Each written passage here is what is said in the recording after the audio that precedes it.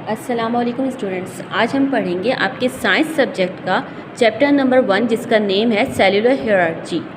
इसका मीनिंग ये होता है कि इंसान, हर ह्यूमन बॉडी, हर लिविंग थिंग एक सेल से बनता है। फिर इसके बाद उसकी चेंजेस होती है, वो ग्रो करके मोर कॉम्प्लेक्स स्ट्रक्चर में चेंज हो जाता है। मतलब एक सेल से स्टार्ट होता है और उसकी सेल्स की ग्रोइंग होती है और वो मोर कॉम्प्लेक्स स्ट्रक्चर में चेंज हो जाती है। उसको कहते हैं सेलुलर हायरार्की।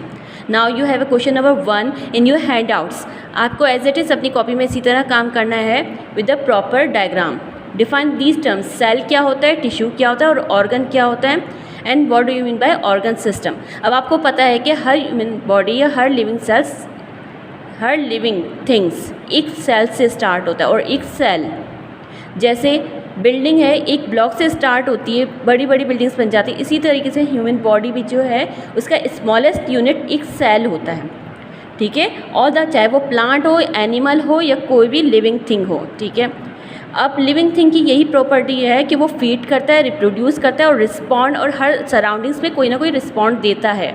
ठीक है, ये सारे प्रॉपर्टीज़ होती है लिविंग थिंग्स की। और नॉन लिविंग थिंग्स तो आपको पता है उसका कोई रिस्पॉन्स नहीं होता। Now comes towards the other topic which is tissue.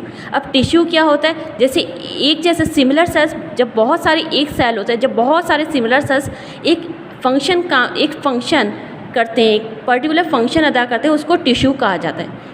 एक सेल होता है लेकिन टिश्यू में बहुत सारे सेल्स का ग्रुप जब एक प्रॉपर पर्टिकुलर फंक्शन करे, काम करे, उसको टिश्यू कहा जाता है। Now comes towards the organ. अब ऑर्गन क्या होता है, जैसे लिवर है, हार्ट है, लंग्स, किडनी, हमारी इंटरनल पार्ट्स के अंदर जितने भी ऑर्गन हैं वो ऑर्गन कहलाते हैं।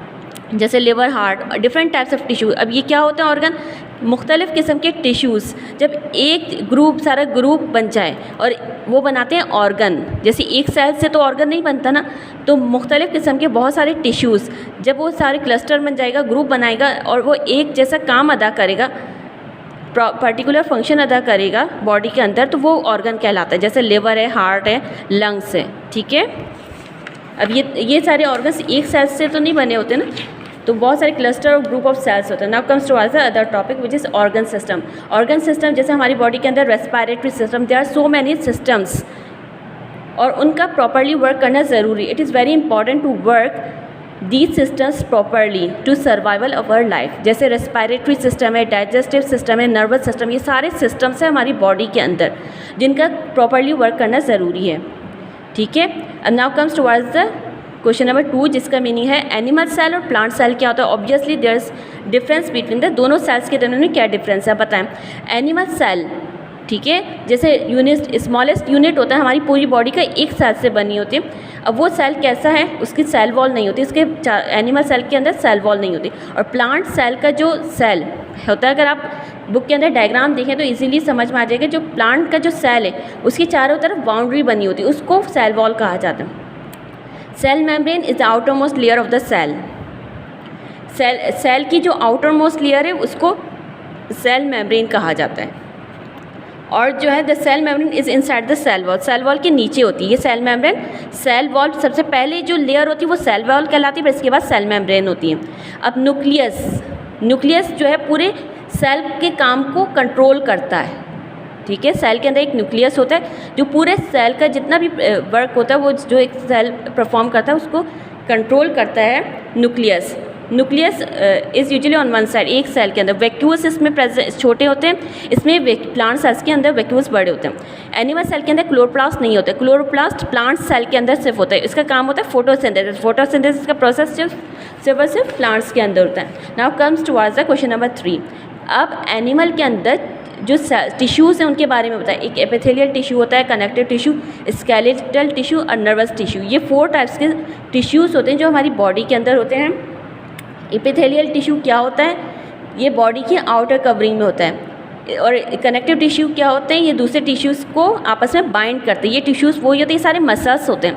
ठीक है, स्केलेटल टिश्यू और नर्वस टिश्यू वो होते हैं जैसे इम्पल्स हमारे जो मैसेज पहुंचाता है ना, जैसे ब्रेन को कि हमें कोई रिस्पांस करे, जैसे कोई टच करे तो पता चल जाए, ये सारे जो मैसेजेस है ना वो दिमाग को पहुंचाता है।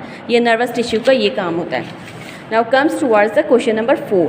क्वेश्चन नंबर 4 का क्या है, सेल मेम्ब्रेन का क्या फंक्शन होता है। सेल मेम्ब्रेन जैसे बाउंड्री होती है ना सेल की, सेल जिसके अंदर बंद होता है, जैसे बाउंड्री कह सकते हैं सेल को, उसको सेल मेम्ब्रेन कहा जाता है। Now comes towards the question number 5, explain the basic structure of the cell. Cell का बेसिक स्ट्रक्चर बताएं वो क्या होता है। अब आप प्रॉपर डायग्राम में देखें तो आपको स्ट्रक्चर पता चल जाएगा, वो सिर्फ और सिर्फ माइक्रोस्कोप से नज़र आता है। अगर आप एक सेल को, चाहे वो प्लांट हो, whether it is plant cell और animal cells, when you see in the microscope, तो आप लोगों को you will see the organelles of the cell। Cell के अंदर छोटे छोटे ऑर्गेनिल्स होंगे, वो नज़र आएंगे, जैसे वैक्यूल्स हैं, माइटोकॉन्ड्रिया, गोल्जी बॉडीज़, न्यूक्लियस है, ये सारे ऑर्गेनिल्स हैं जो सेल के अंदर होते हैं। ये सिर्फ माइक्रोस्कोपिक होते हैं, सिर्फ माइक्रोस्कोप से नज़र आते हैं। Now comes towards the question number 6, specialized cells क्या होते हैं? स्पेशलाइज्ड सेल्स, ठीक है। अब सेल्स भी हमारी बॉडी के अंदर डिफरेंट टाइप्स के होते हैं। अब यहाँ पर देखें, पहला है रेड ब्लड सेल्स होते हैं, दूसरा मसल सेल्स हैं, मोटर नर्व सेल्स, ये सारे टाइप्स ऑफ सेल्स हैं। Now comes towards the question number 7। Question number 7 क्या है? सेल्यूलर हायरार्ची क्या होता है? सेल्यूलर हायरार्ची मैंने आपसे यही कहा था ना कि एक सेल से हम इंसान की जो बॉडी ग्रो करती है, मोर कॉम्प्लेक्स स्ट्रक्चर में चेंज होती है, इस चेंजेस को सेल्यूलर हायरार्ची कहा जाता है। Now comes towards the question number 8 which is circulatory system. अब सर्कुलेटरी सिस्टम में एक ही मतलब ऑर्गन इन्वॉल्व होता है, वो होता है हार्ट। डाइजेस्टिव सिस्टम में अब आपको पता है एलिमेंट्री कैनाल होता है, जैसे खाना हजम करता है ना, वो सिस्टम, उसको डाइजेस्टिव सिस्टम कहा जाता है। सर्कुलेटरी सिस्टम में पूरा जो ब्लड है पूरी बॉडी के अंदर मतलब रिवॉल्व होता है, वो सिस्टम कहलाता है सर्कुलेटरी सिस्टम। इसमें बेसिकली हार्ट इन्वॉल्व होता है। और डाइजेस्टिव सिस्टम में इंटेस्टाइन, स्मॉल इंटेस्टाइन, स्टमक, ये बहुत सारे different types of organs are involve in the digestive system, ठीक है। अब जो है takes place through the circulatory system. Circulatory system includes the heart.